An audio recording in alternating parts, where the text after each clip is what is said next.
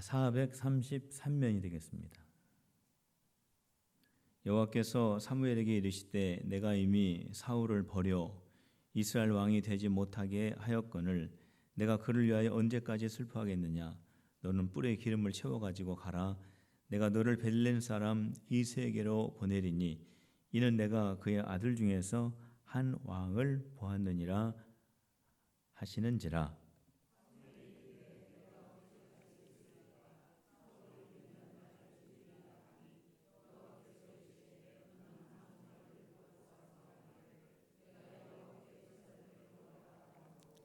이새를 제사에 청하라. 내가 내게 행할 일을 가르치리니 내가 내게 알게 하는 자에게 나를 위하여 기름을 부을지니라.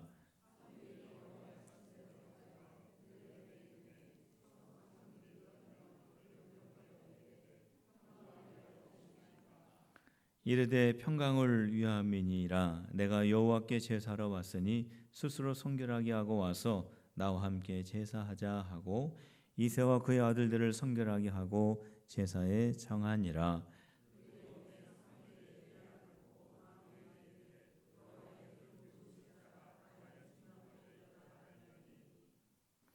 여호와께서 사무엘에게 이르시되 그의 용모와 키를 보지 말라. 내가 이미 그를 버렸노라.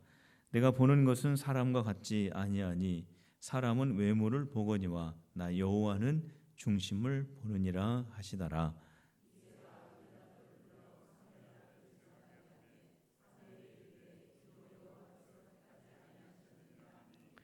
이새가 산마로 지나게 하매 사무엘이 이르되 이도 여호와께서 택하지 아니하셨느니라 하니라.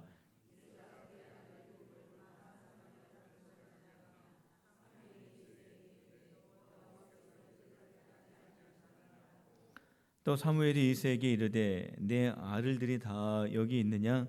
이새가 이르되 아직 막내가 남았는데 그는 양을 지키나이다. 사무엘이 이새에게 이르되 사람을 보내어 그를 데려오라. 그가 여기 오기까지는 우리가 식사 자리에 앉지 아니하겠노라.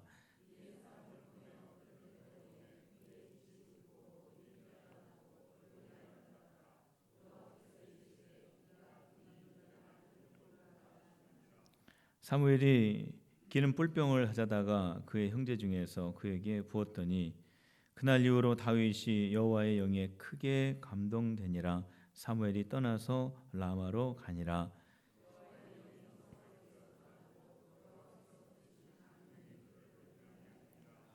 사울의 신하들이 그에게 이르되 보소서 하나님께서 부르시는 악령이 왕을 번뇌케 하온즉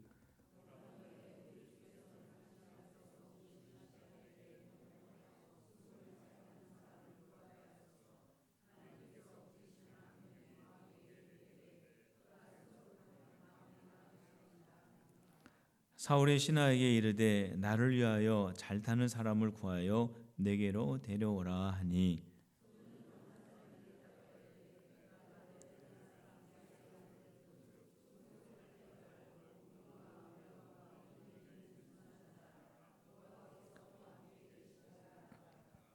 사울이 이에 전령들을 이새에게 보내어 이르되 양치는 내 아들 다윗을 내게로 보내라 하매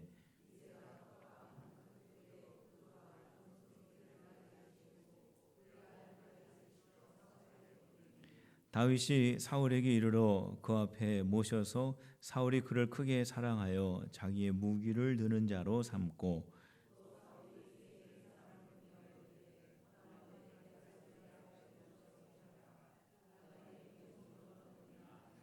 하나님께서 부르시는 악령이 사울에게서 이를 때에 다윗이 수금을 들고 와서 손으로 탄즉 사울이 상쾌하여 낫고 악령이 그에게서 떠나더라. 아멘. 오늘 우리가 읽은 사무엘상 16장의 말씀은 다윗이 이스라엘의 왕으로 선택이 되고 사무엘 선지자를 통해서 기름 부음을 받는 그런 아주 중요한 사건이 기록이 되어 있습니다. 물론 이것은 공개적으로 다윗이 이스라엘의 왕이 되는 그런 것은 아니죠. 이것은 사울 왕 몰래 사울 왕이 알면은 이제 큰일 날 일이니까 몰래 이새의 집에 가서 이새의 아들 다윗에게 기름을 붓는, 그렇게 조심스럽게 하나님의 택함을 받는 그런 중요한 그런 사건이 오늘 기록이 되어 있는 겁니다. 하나님께서 사무엘 선지자에게 내가 이제 사울을 버렸다. 이제 사울에게는 더 이상 내가 기대하는 바가 없다. 이제 다윗을 그 후임 왕으로 세울 거니까 이새의 집으로 가라. 거기 가면은 그 중에 기름 부을 사람이 있다라고 하나님께서 이제 말씀을 하셔서 사무엘 선지자가 이새의 집으로 그렇게 찾아가게 됩니다. 사무엘 선지자가 이새의 집에 갔더니 정말 잘생기고 훌륭한 아들들이 얼마나 많은지, 사무엘 선지자가 보니까 정말 하나님은 이 중에서 이스라엘의 두 번째 왕을 뽑으실만 하구나, 하나님께서 이새의 집으로 가라고 하신 이유가 있구나 라고 하는 그런 그 기쁜 마음을 가지게 됩니다. 그런데 문제가 생기죠. 그 문제가 뭐냐면 이 좋은 아들들이 그 이새의 집에 가득하였는데 사무엘 마음속에는 이 아들 중에 훌륭한 이스라엘의 왕이 뽑힐 것이다 라고 하는 그런 마음을 가지고 있었는데 하나님께서 어떠한 응답을 주시냐면은 지금 여기에는 없다라는 거예요. 하나님께서 분명히 이새의 집으로 가라고 해가지고 이새의 집의 아들들을 봤는데 하나님이 여기에는 없다고 하시는 겁니다. 그러면서 아주 중요한 말씀을 응답해 주십니다. 사울아, 외모를 보지 말아라. 사람들이 보는 거하고 내가 보는 거하고는 다르다. 사람들은 외모를 보지만 나 여호와는 사람의 중심을 보느니라. 중요한 말씀이죠. 굉장히 중요한 말씀을 그렇게 해 주셨습니다. 그 말씀이 어디 있습니까? 7절 말씀에 있습니다. 우리 7절 말씀을 우리 다 같이 한음성으로 읽도록 하겠습니다. 16장 7절입니다. 시작. 여호와께서 사무엘에게 이르시되 그의 용모와 키를 보지 말라. 내가 이미 그를 버렸노라. 내가 보는 것은 사람과 같지 아니하니 사람은 외모를 보거니와 나 여호와는 중심을 보느니라 하시더라. 하나님이 어떠한 분인가를 오늘 이 17절 말씀 속에서 우리가 알 수가 있습니다. 하나님은 어떠한 분인가? 성경에 보면은 하나님이 어떠한 분인가가 참 많이 소개가 되고 있고 또 그 속에 하나님 말씀 속에 많이 감춰져 있는데 그 중에 하나가 바로 오늘 이 17절 말씀입니다. 하나님은 어떠한 분이시냐? 하나님은 중심을 보시는 분이시다라는 거예요. 한번 따라 봅시다. 하나님은 중심을 보신다. 그렇습니다. 하나님은 중심을 보시는 분이에요. 하나님은 우리의 마음을 보시는 분이에요. 하나님은 우리의 생각을 보시는 분이에요. 하나님은 우리의 외모를 그렇게 중요하게 여기시지 않습니다. 사람들은 외모를 중요하게 여기죠. 그러나 하나님께서는 내면을 중요하게 여기셔요. 중심을 소중하게 여기십니다. 왜냐하면 그 중심이 사람의 생각과 사람의 마음이 굉장히 외모보다 중요하기 때문에 그렇습니다. 그런데 우리는 어떻습니까? 우리 사람들은 눈에 보이는 외모를 중요하게 생각하죠.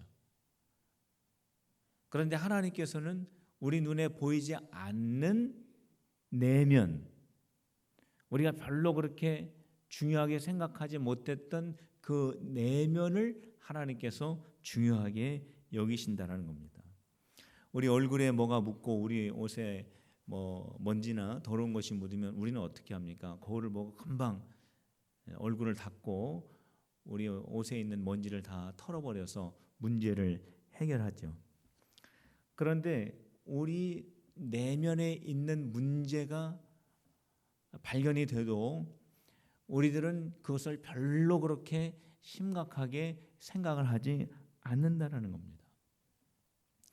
내 마음속에 하나님이 싫어하시는, 하나님이 원치 않으시는 그러한 것들이 내 마음속 여기저기에 있어서 그것을 내가 알고, 그것 때문에 내가 불편하고, 그것 때문에 내 마음이 깨끗하지 않은 것을 내가 알면서도 그것을 심각하게 생각하지 않는다라는 거예요.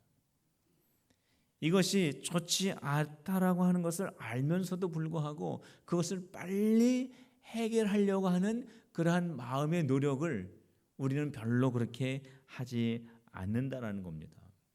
우리의 내면에 그러한 것들이 계속 정체되어 있으면은 그것이 아주 심각한 문제로 더 깊어질 수 있는데도 불구하고 그것을 심각하게 여기지 않는 것이 우리의 모습입니다. 저와 여러분들이 우리의 이 내면, 우리의 이 마음을 중요하게 여겨야 될 이유가 있어요.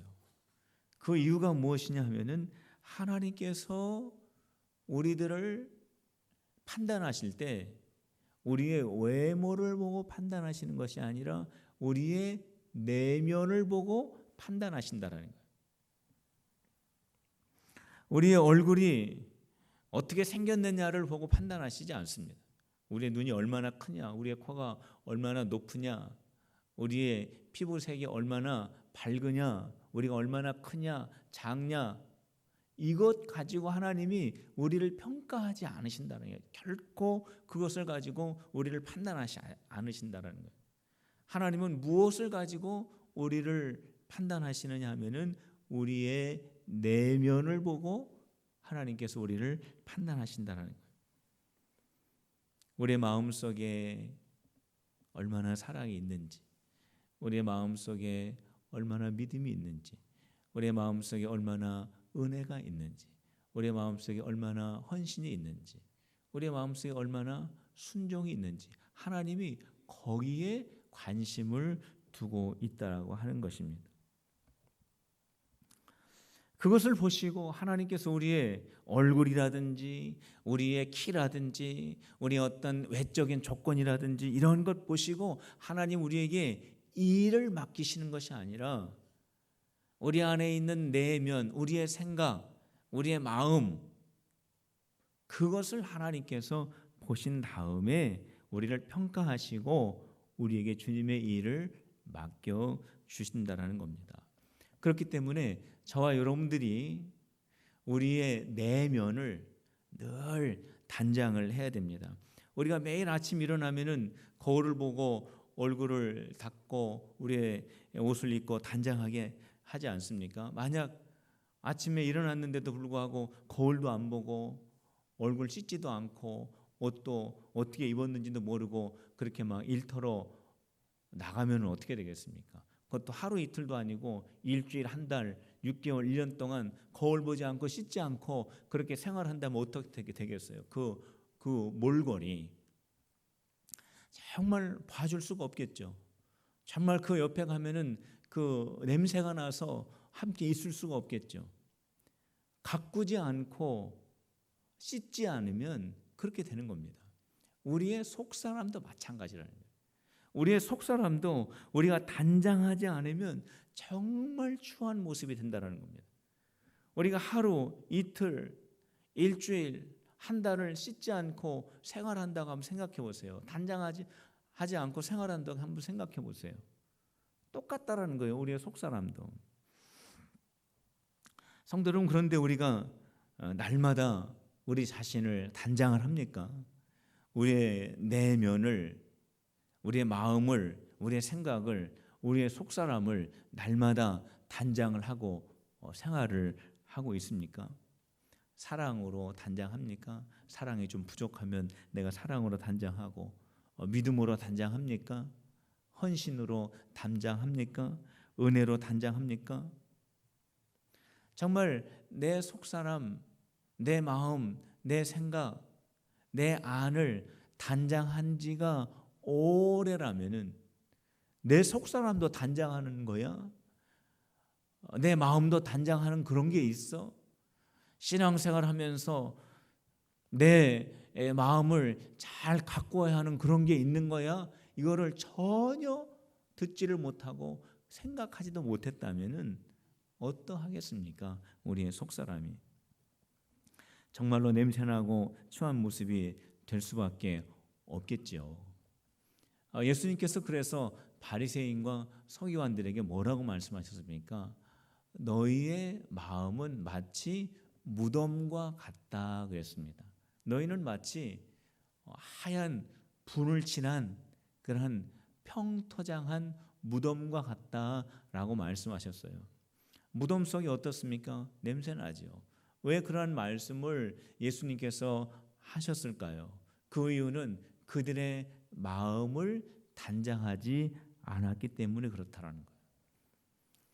성도 여러분, 우리의 외모도 중요하지만 우리의 내면을 단장하는 그리스도인들이 되시기를 주님의 이름으로 축복합니다. 어떻게 우리의 내면을 단장할 수 있을까? 우리의 몸은 비누와 화장품으로 우리의 몸을 씻을 수 있지만 우리의 마음은 하나님의 말씀으로 단장할 수 있습니다. 한번 따라합시다. 우리의 마음은 말씀으로 아름다워질 수 있다. 우리의 마음은, 우리의 심령은, 우리의 영혼은 하나님의 말씀으로 아름다워질 수 있습니다. 제가 어떤 분하고 대화를 하는데 얼굴이 환한 거예요. 얼굴이 평소보다 더 밝아 보이는 겁니다. 그래서 무슨 은혜로운 일이 있으시냐고 여쭤봤더니 제가 매일 성경을 읽습니다. 그러는 거예요. 어쩐지 얼굴이 그렇게 좋아 보이고 너무 은혜스러워 보이고 너무 밝아 보인다. 그랬더니 그러냐고. 나는 몰랐는데 그렇다고 하면서 그렇게 대화를 나눈 적이 있습니다. 하나님의 말씀을 읽으면 그 마음이 평안해집니다. 하나님의 말씀을 읽으면 내 마음이 단장이 됩니다. 하나님의 말씀을 읽으면은 내 영이 기쁨으로 충만하여져서 그것이 내 얼굴로 그대로 드러나게 되는 겁니다.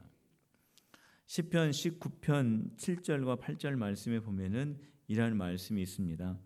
여호와의 율법은 완전하여 영혼을 소성시키며 여호와의 증거는 확실하여 우둔한 자를 지혜롭게 하며 여호와의 교훈은 정직하여 마음을 기쁘게 하고 여호와의 계명은 순결하여 눈을 밝게 하는도다 그랬습니다.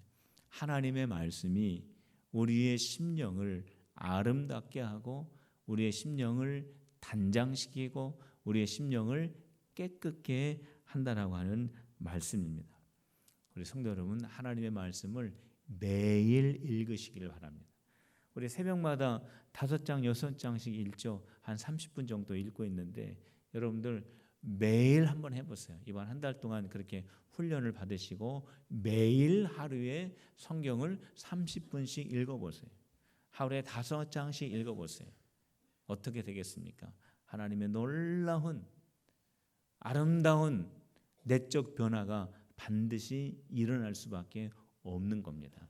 성도 여러분, 하나님의 말씀을 가까이하여 마음을 단장히 하고 주님을 기쁘시게 하는 우리 필그림의 성도들이 다 되시기를 주님의 이름으로 축복합니다. 하나님께서 다윗을 보시고 기뻐하셨습니다. 이세 아들 7명을 쭉 사무엘 선지자가 보게 됩니다. 근데 하나님께서 계속 아니라고 하는 거예요. 첫째 아들 참 잘생겼는데, 둘째 아들도 너무나 잘생겼는데, 첫째, 둘째, 셋째, 넷째, 다섯째, 여섯째, 일곱째까지 다 봤는데도 하나님께서 아니라고 하는 거예요. 그러니까 사무엘 선지자가 아들도 없어? 그때 이새가 말합니다. 있긴 있는데 너무 어려가지고 어떻게 소개하기가 좀 그렇습니다. 지금 들에서 양을 치고 있습니다. 그러니까 이새 그 아버지의 마음에도 너무 어리고 지금 이 형들하고 이렇게 같이 견주어 가지고 사무엘 선지자에게 소개할 만한 그 어린 소년이 이스라엘의 왕이 될 만한 자격을 갖췄다라고 소개하기가 좀 그렇습니다. 라고 이렇게 대화를 하고 있었습니다. 그때 아니야. 그 아들을 한번 좀 봤으면 좋겠어. 이제 이렇게 대화를 하고 있는데 다윗이 싹 들어오는 겁니다. 근데 성경에 뭐라고 기록되어 있냐면은 그 다윗이 들어오는데 그 빛이 붉고 그 눈에서 빛이 나고 또 그의 얼굴이 아름다웠다 이렇게 기록을 하고 있습니다. 그때 하나님의 응답이 사무엘 선지자에게 간단하게 왔어요. 뭐라고 왔는지 아십니까? 이가그니. 한번 때려봅시다. 이가그니. 이가그니가 무슨 말이에요? 하나님이 얼마나 기쁘셨으면은 바로 저 사람이야. 바로 저 사람이 내가 찾는 사람이야. 내가 이새의 집에 가서 기름 부으라고 한 아들이 바로 저 사람이야. 그 얘기예요. 이가그니. 그러니까 사무엘 선지자가 다윗에게 기름을 붓게 됩니다. 하나님께서 왜 다윗을 보고 그렇게 기뻐하셨을까요? 바로 저 사람이야. 사무엘아, 내가 마음에 점 찍어뒀던 사람이 바로 저 사람이야. 왜 하나님께서 그렇게 기뻐하시면서 이야기하셨을까요? 그의 모습이 붉어서요? 그의 눈에서 빛이 나서요? 그가 아름다웠어요? 얼굴이? 아닙니다. 그게 아니에요. 하나님은 외모를 보시는 분이 아니에요. 하나님은 중심을 보시는 분이세요. 다윗이 들어왔을 때 하나님이 보시니까 다윗의 외모가 마음에 들었던 것이 아니라 다윗의 중심이 마음에 들었던 거예요. 다윗의 그 마음과 다윗의 생각이 하나님을 흡족하게 했다라는 겁니다. 그래서 하나님께서 이가그니 빨리 그에게 기름을 부으라고 말씀을 하신 것입니다. 그런데 성도 여러분, 마음과 생각이 하루아침에 만들어지나요? 그건 또 아니죠. 하나님께서 다윗의 그 중심, 생각과 그 마음을 보시고 흡족했다. 이거는 뭐냐면 다윗이 그 순간에 내가 하나님 앞에 잘 보여야지 하는 그런 마음을 가질 수도 없죠. 지금 무슨 일이 있는지도 모르니까 그 어린 다윗이. 근데 중요한 것은 뭐냐면 다윗이 평소에 하나님이 보시기에 흡족한 마음과 생각을 가지고 있었다라는 겁니다. 그리고 하나님께서 그 순간 다윗을 보시고 다윗이 내가 원했던 그 아들이야. 그런 거 아니에요. 하나님께서는 그 순간, 이례적인 그 순간을 보시고 다윗을 선택한 것이 아니라 다윗을 이제까지 쭉 보아 오셨습니다. 다윗이 어떠한 마음을 가지고 살고 있는지, 다윗이 어떠한 생각을 가지고 있는지 하나님은 늘 다윗을 지켜보셨어요. 생각과 마음은요, 갑자기 생기는 게 아닙니다. 평소에 시간을 들여서 만들어지는 거예요. 그러니까 다윗은 평소에 늘 하나님이 흡족할 만한 그런 생각과 그 마음을 가지고 살았다라고 하는 것을 우리가 알 수가 있는 것입니다. 성도 여러분, 저와 여러분들이 하나님의 마음을 기쁘시게 할 수 있는 생각과 그 마음은 지금 당장 되는 것이 아닙니다. 우리의 신앙생활을 통해서 그 생각과 그 마음이 조금씩 만들어지는 겁니다. 하나님이 기뻐하실 만한 생각, 하나님이 흡족하실 만한 마음으로 만들어지는 것입니다. 우리의 삶을 통해서 그렇게 만들어지는 거예요. 그렇다면은 하나님이 기뻐하실 만한 그러한 생각은 어떠한 생각일까? 어떠한 생각일 것 같습니까? 하나님이 우리의 마음을 보시고 어떠한 상태가 되면은 하나님이 기뻐하실까요? 저는 하나님의 말씀을 생각하는 가운데 이 말씀이 생각이 났습니다. 데살로니가전서 5장 16절, 17절, 18절 어떠한 말씀입니까? 항상 기뻐하라, 쉬지 말고 기도하라, 범사에 감사하라. 한번 따라해 봅시다. 항상 기뻐하라, 쉬지 말고 기도하라, 범사에 감사하라. 이 마음이에요. 이는 그리스도 예수 안에 있는 너희를 향한 하나님의 뜻이니라. 그리스도 예수 안에 있는 너희를 향한 하나님의 기대하는 마음이니라. 하나님이 우리를 향하여서 이러한 마음 갖기를 원하신대요. 항상 기뻐하라. 쉬지 말고 기도하라. 범사에 감사하라. 우리가 이 말씀은 많이 들었죠. 쉬지 말고 기도하라. 하나님과 늘 교제하는 것, 그것도 쉬지 않고 기도하는 거잖아요. 우리가 아무것도 하지 않고 교회 나와서 무릎 꿇고 기도하는 게, 그게 쉬지 않고 기도하는 것이 아니라 우리가 생활 속에서 24시간 계속 하나님과 교제하는 거, 쉬지 않고 기도하는 거죠. 범사에 감사하라. 그건 뭡니까? 우리가 모든 환경 가운데 있을 때 여기에도 하나님의 뜻이 있을 거야. 내가 알지 못한 하나님의 귀한 인도하심이 있을 거야. 그것을 생각하면서 소망하면서 기대하면서 감사하는 거. 하나님 감사합니다. 그게 범사에 감사하는 거죠. 그런데 항상 기뻐하라. 한번 생각해 봤어요. 항상 어떻게 기뻐할 수 있을까? 우리가 보면은 좀 슬픈 일도 있고 어려운 일도 있잖아요. 그런데 어떻게 항상 기뻐할 수 있습니까? 그런데 이 항상 기뻐한다라고 하는 이거는요, 우리가 가만히 생각해 보면은 이거는 어떠한 뜻이냐면은 이거는 뭡니까? 감정이죠. 감정. 기뻐한다. 이건 감정이죠. 그러니까 어떠한 일을 만나면, 기쁜 일을 만나면 그냥 자동적으로 기뻐지는 겁니다. 아, 기분 좋다 해가지고 기뻐지는 거죠. 감정이기 때문에. 어떤 슬픈 일을 만나면 아, 기분 나쁘다, 슬프다, 힘들다, 어렵다, 이게 그냥 자동적으로 생기는 겁니다. 감정입니다. 하나님이 우리에게 주시는 그러한 귀한 축복 가운데 하나죠. 슬프기도 하고 기쁘기도 하는 감정이에요. 그런데 성도 여러분, 감정은요, 우리가 조절을 할 수가 있습니다. 우리가 더 슬퍼할 수도 있고 덜 슬퍼할 수도 있습니다. 더 기뻐할 수도 있고 덜 기뻐할 수도 있습니다. 더 나아가서 우리가 감정을 선택할 수가 있습니다. 내가 기쁜 감정을 선택할 수 있어요. 내 감정이니까. 내가 슬픈 감정을 선택할 수가 있습니다. 비록 내가 슬프고 힘들고 어려운 가운데 있다고 할지라도 내가 계속 내 감정이 슬프고 우울하고 낙심되는 그러한 감정으로 계속 머물러 있을 수도 있지만 내가 거기에서 기쁜 감정을 선택할 수 있다라는 거예요.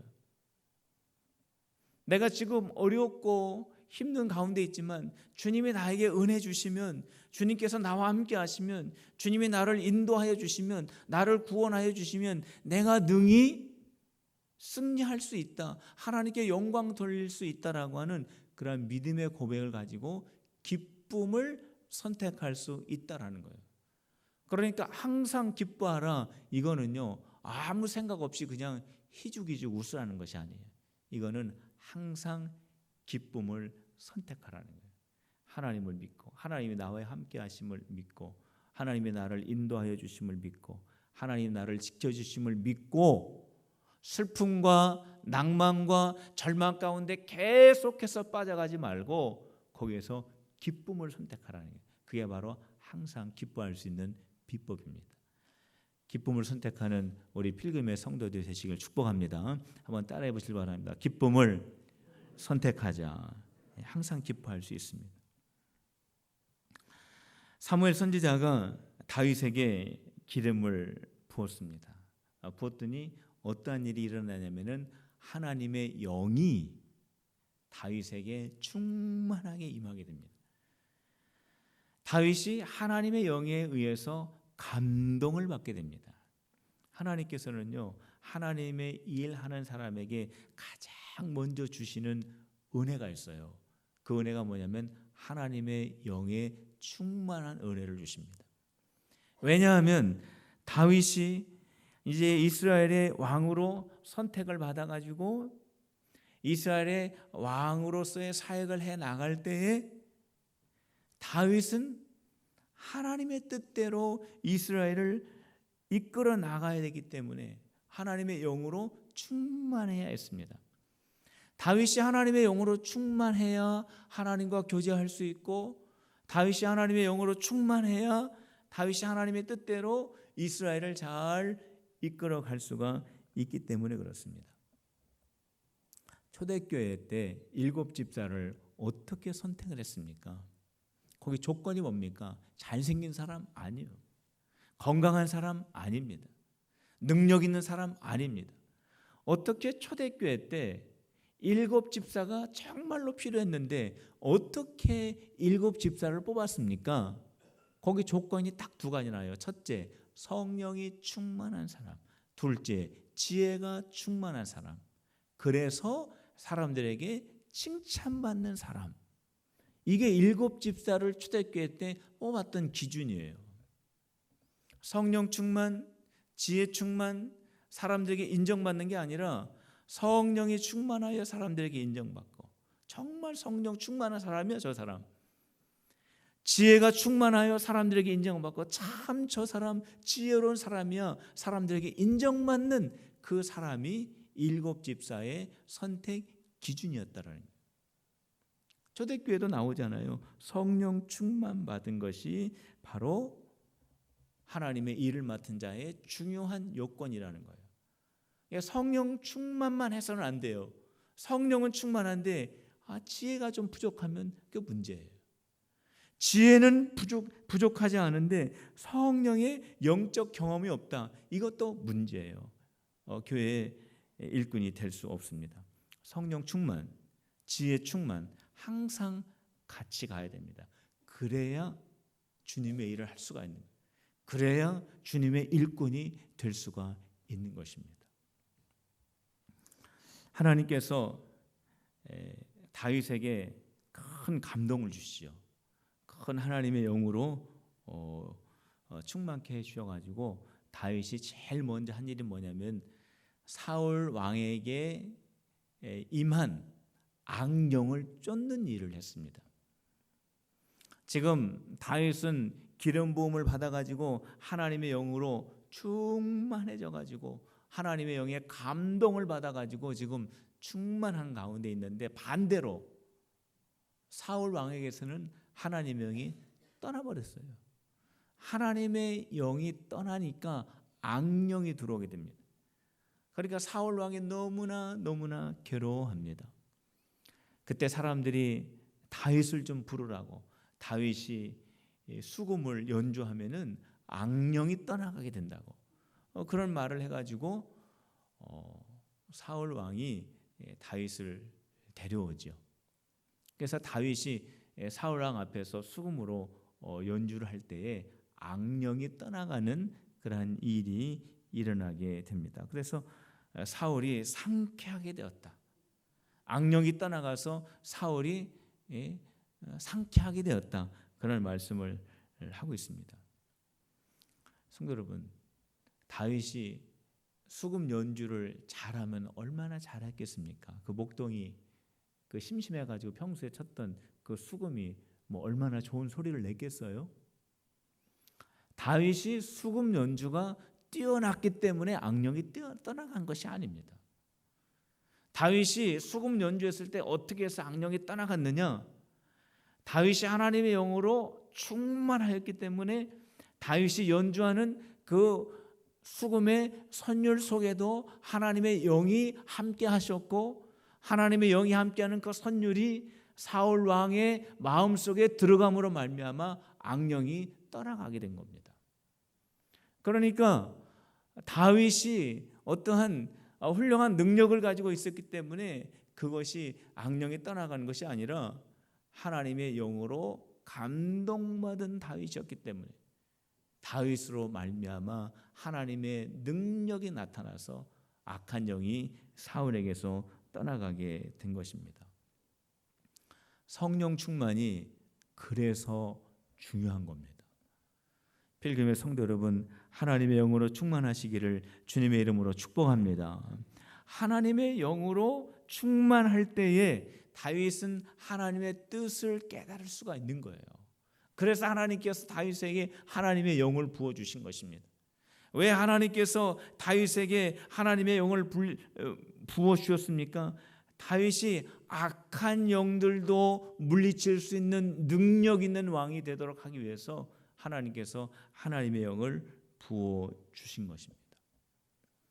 우리 성도들도 역시 마찬가지입니다. 성도들도 성령 충만함을 계속 유지해야 됩니다.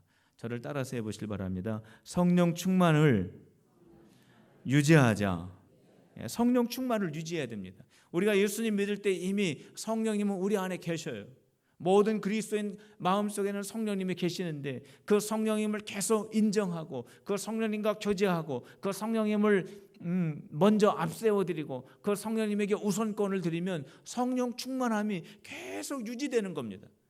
그런데 이미 내 안에 계신 그 성령님을 내가 무시하고 성령님께 불순종하고 성령님께 교제하지 않으면 성령 충만함이 없어요. 성령님이 계시지만은 그 성령님이 우리 안에서 역사하시지 않습니다. 우리가 성령 충만해야 하나님의 뜻을 깨달을 수가 있습니다. 우리가 성령 충만해야 우리에게 다가오는 악한 영들도 우리가 능히 물리칠 수가 있는 겁니다. 그렇기 때문에 우리 성도들은 성령 충만해야 하는 것입니다. 성령에 충만하지 않으면 하나님의 뜻을 깨달을 수가 없어요. 하나님은 영이신데 영이신 하나님의 뜻을 어떻게 깨달을 수가 있겠습니까? 성령님이 함께 하시지 않는데 어떻게 이 세상에서 그리스도인으로 승리하면서 살아갈 수가 있겠습니까? 그래서 성령 충만이 필요합니다.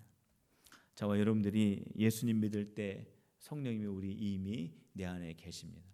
성령님을 인정하시고 성령님께 순종하시고 성령님을 먼저 앞세워 드리면서 성령 충만함을 유지하는 우리 필그림의 성도들이 다 되시기를 주님의 이름으로 축원합니다.